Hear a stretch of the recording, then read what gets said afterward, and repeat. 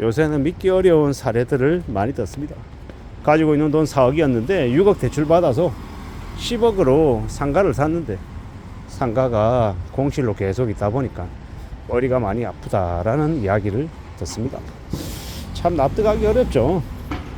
4억을 가지고 있으면 그 4억을 가지고 그냥 현금성 자산을 가지고 잘 활용할 수 있는 거리를 찾으면, 만약에 저 같으면 4억이 있다라고 하면요, 포란코 라이프 배당률 한 8%에서 한 10% 되거든요. 한국셀석유 8% 넘거든요. KTNG 한 5.5% 초중반대, 맥커리 인프라 7%, GS 7%, SK 5%대, 5% 후반대, 이런 고배당 주는 주식을 쫙 이렇게 늘어뜨려 놓고 최대한 이렇게 분산해서 나눠서 갖겠습니다. 그러면요, 대략 4을 가지고 한 평균 이제 한 6%대 이제 배당 수익률을 나올 수 있게끔 해 놓으면요, 어떻습니까? 4억으로 6%대 수익률을 내면요, 2,400, 월에 200만 원이 생기는 겁니다. 200만 원이 엄청나잖아요. 그 200만 원에 현금 흐름을 만들어 놓고 그 다음에 다른 소일거리 하겠습니다. 소일거리에서 100만 원, 150만 원, 그냥 그 정도 버는 걸 하겠다라는 겁니다.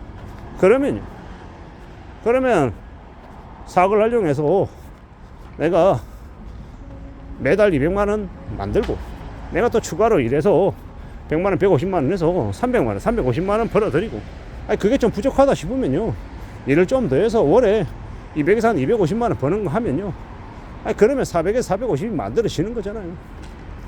이게 한참 젊을 때 버는 돈이 아니라 퇴직하고 난 이후에 이 정도 버는 돈이다라고 하면 제가 생각할 때는 결코 적다라고 생각하지 않습니다.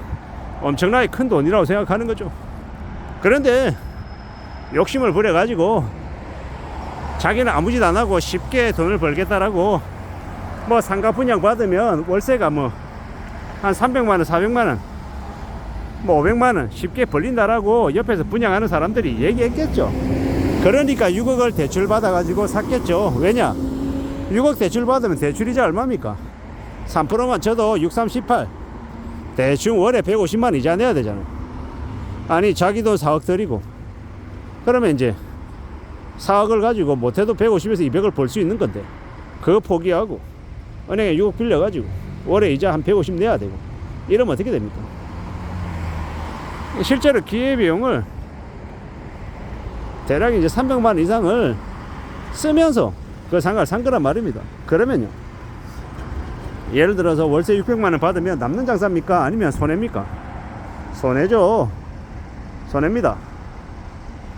제가 생각해 볼 때는 이게 계산기를 잘 두드려야 된다는 겁니다. 계산기 잘 두드려 보고 정말로 이게 나한테 이득이 될지, 손해가 날지, 버는 게 훨씬 더 많은지 따져봐야 하고요. 또 내가 생각하는 대로 흘러가지 않았을 때, 그럴 때 플랜 B, 플랜 C, 플랜 D는 어떻게 할 거냐, 이런 것도 좀 고민을 해야 됩니다. 그렇지 않고 그냥 쉽게 생각하고 되게 단편적으로 생각하고 내가 돈 벌 수 있는 것만 생각하면, 그러면 이제 인생이 와장창 꼬이기 시작하는 겁니다. 되게 어려워지는 거죠. 힘들어지는 겁니다. 이게 현실입니다. 정신 바짝 차리고 살아가야 됩니다. 사는 게 얼마나 어려운데, 얼마나 힘든데 쉽고만만하게 뭘 생각할 수 있냐라는 겁니다. 그러면 안 되겠다라는 겁니다. 어렵다라고 봐야죠. 살아가는 현실들, 삶을 잘 좀 생각하며 지내야 됩니다.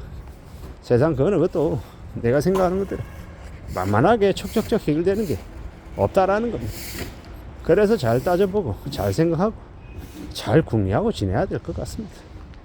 어느 것이든 우리가 생각하는 여러 가지 상황들 속에서 우리 자신들을 되돌아보는 건데, 너무 욕심 부리지 말자라고 말하고 싶은 겁니다.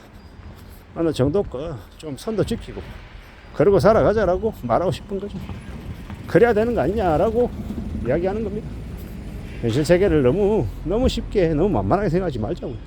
특히나 교사, 공무원, 공기업, 군인, 이런 사람들이 퇴직하고 난 이후에 받은 이제 퇴직금, 아니면 뭐 위로금, 이런 걸 가지고 좀 이렇게 생각지도 못한 너무 단편적인 투자를 해서 말아먹는 경우가 많더라고요.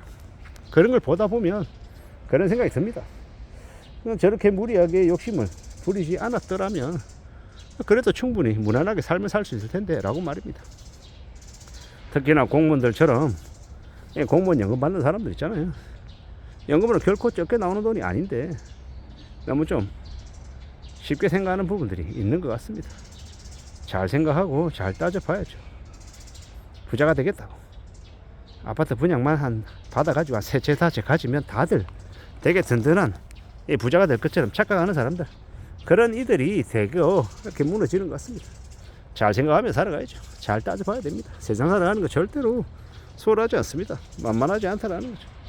만만하지 않은데, 소홀하지 않은데 다 내 생각처럼 내 욕심처럼 어떻게 될 거라고 생각하다가 그러다가 이제 무너지는 겁니다.